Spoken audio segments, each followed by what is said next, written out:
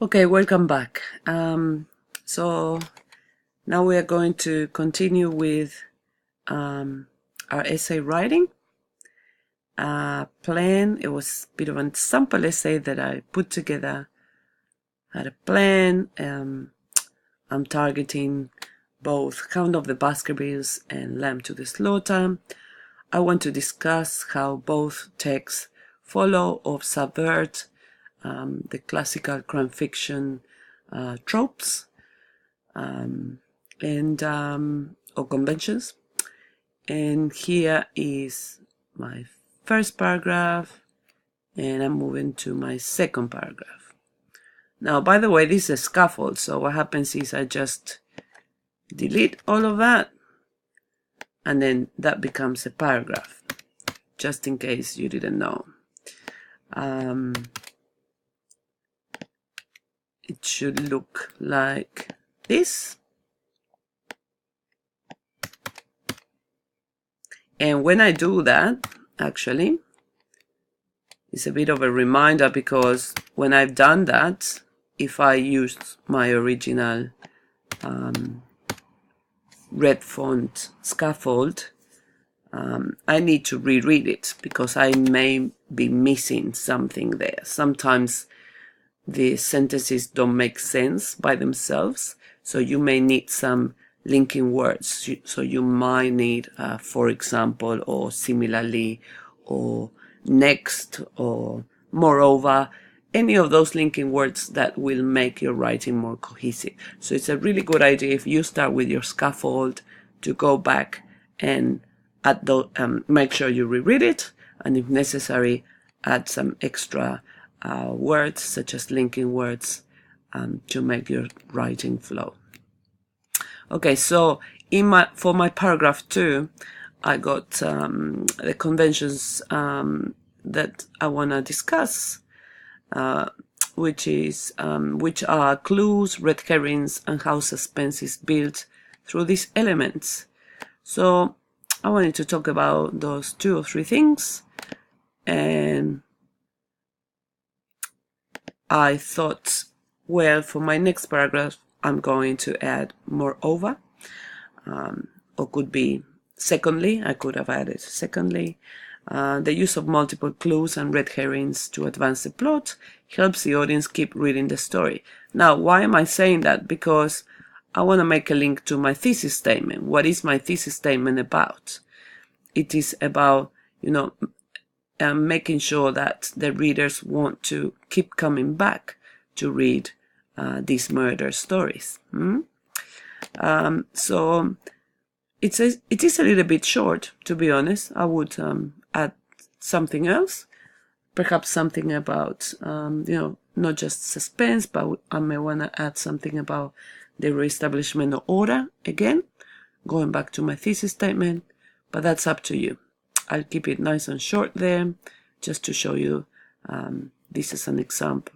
So what is my first piece of evidence for that? I'm saying here, Conan Doyle uses many clues that help the reader make connections to find out why the Baskervilles family is cursed, or whether a human criminal is involved. So I'm giving some evidence from my text, but then I need an example. What do we see in the film? The walking stick that has been left behind at the beginning of the film, and a threatening letter to Sir Henry, are 2 clues that might help the audience wonder if there is a human, a dog, or an actual mythical creature involved in the crime. So I'm talking about clues here. And that was the first thing that I promised I was going to be referring to in my topic sentence. Second thing I'm going to talk about is my red herrings. So, second piece of evidence. Let's see. Red herrings also mislead the audience and prevent them to solve the crime in order to maintain suspense. Okay, so I'm moving on to my next point there. And what would be my example from the film? One of the red herrings used is a bearded stranger who appears in the mall and who we don't know who he is, even though it was revealed later there was Sherlock Holmes himself using a disguise to investigate the case from the same location. So that could also be a suspect. So I could have added that to a different paragraph. But I thought I added there because it's a bit of a clue that someone who is a human being may be involved. So it may not be, just the supernatural dog that comes in and hunts that family line, but it might actually be a criminal. Okay, so that's a red herring that's used in the film. So what's my conclusion for that paragraph? Overall, the use of these narrative devices effectively grab the audience's attention and maintain it until the mystery is solved. I'm going to delete all these, so you know that will be my paragraph number 2. Again, I strongly suggest that you go back to it once you use your scaffold and make sure that it makes sense. Not doing that now, but it's a good idea to do it. Okay. Now paragraph 3 says conventions of what conventions am I using for paragraph 3? Sorry, suspects, the motive and the ending, and the breakthrough. Okay, so topic sentence. Once again, Conan Doyle uses more than one suspect and their motive to keep the audience engaged until the mystery is solved in the resolution of the story. As you can see, it's quite generic, but it focuses my audience's attention, my reader's attention, on what I'm about to discuss. And that is the use of various suspects and their motives, and how the audience gets to find out who's responsible for the murder or for the attempted murder. Okay, so one of the suspects used by Conan Doyle is Selden Barrymore. Okay, who is this guy?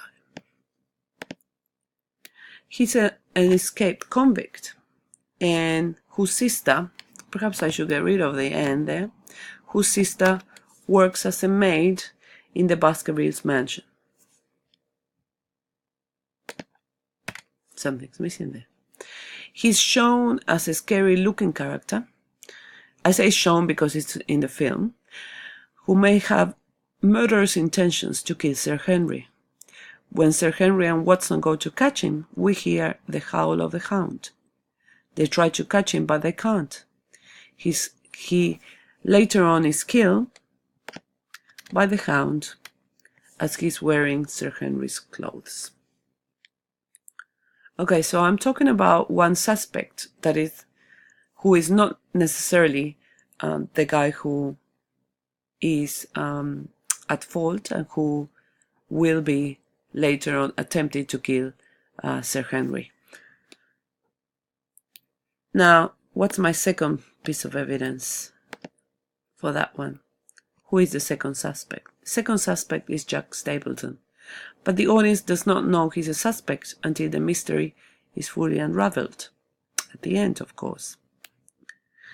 Now, why am I going straight to Jack Stapleton there? I could talk about Sherlock Holmes, who dresses up and disguises as this odd-looking vagabond who walks up and down the mall. I could have added him instead, but I thought I better include Jack Stapleton here because I intend to talk about the ending and the breakthrough. So in my second example, I can make a very clear link to that. When Sherlock Holmes notices Sir Hugo Baskerville's portrait bears a strong resemblance to Jack Stapleton, he has found the final clue that allows him to solve the mystery. This reveals the criminal's most likely motive, to have Sir Henry murdered by the hound, so that he can inherit the Baskervilles' fortune. So there, because I'm talking about Jack Stapleton, it allows me to talk about the unraveling right at the end, and how Sherlock Holmes is able to find out who is the murderer, or the guy who intends to murder Sir Henry in this case. The audience finally finds out who the murderer is in the resolution of the story. After dining with the Stapletons, Henry walks across the moorland and is attacked by the Hound. Since Holmes had predicted this attack when he discovered that Stapleton was a Baskerville, and thereby had the ambition to murder Sir Henry in order to inherit his fortune, he ensured he was in the moor at the right time to shoot the Hound, which saves Sir Henry's life. Of course, thankfully, because we know that Sherlock Holmes is the best person to find that out.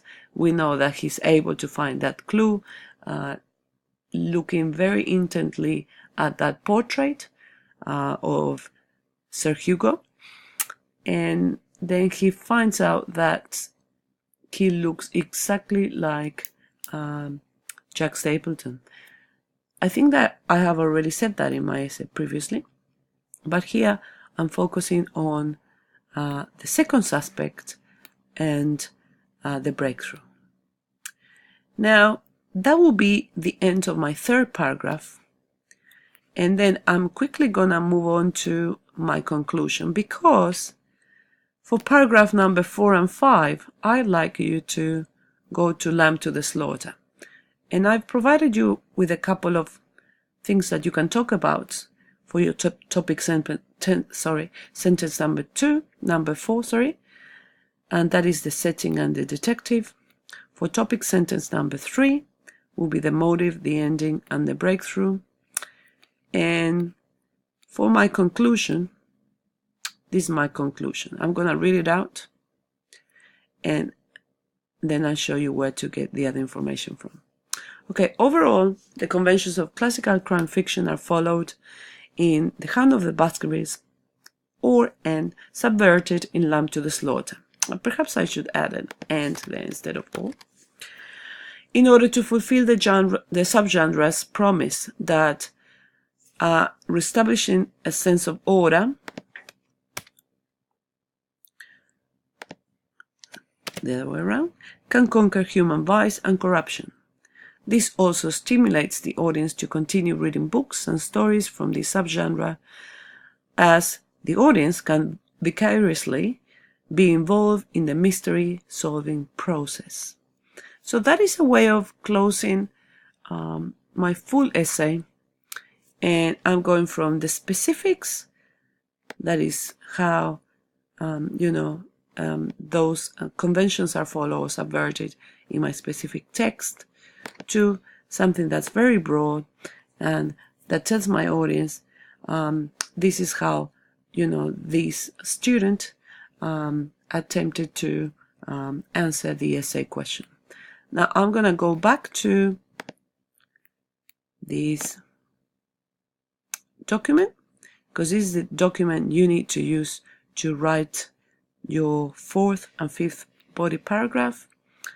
And in that 4th and 5th body paragraph, you would be discussing how Lamb to the Slaughter subverts the classical crime genre conventions. So you can talk about the detectives, okay, and how they've been outsmarted by Miss Maloney, and the use of dramatic irony there. There is some evidence from the text that we have already, that I already came up with, and some of the girls edited that. Then you can talk about the setting a little on paragraph 4, I think. Then you can talk about the theme, the restoration of order overall. I don't think that you may have much time to talk about language. It will be too much. It will be too ambitious to talk about that. But certainly you can refer quite a bit about to the investigators and the setting and the use of dramatic irony. Something else here. Okay, thanks for your time, guys. My time's up.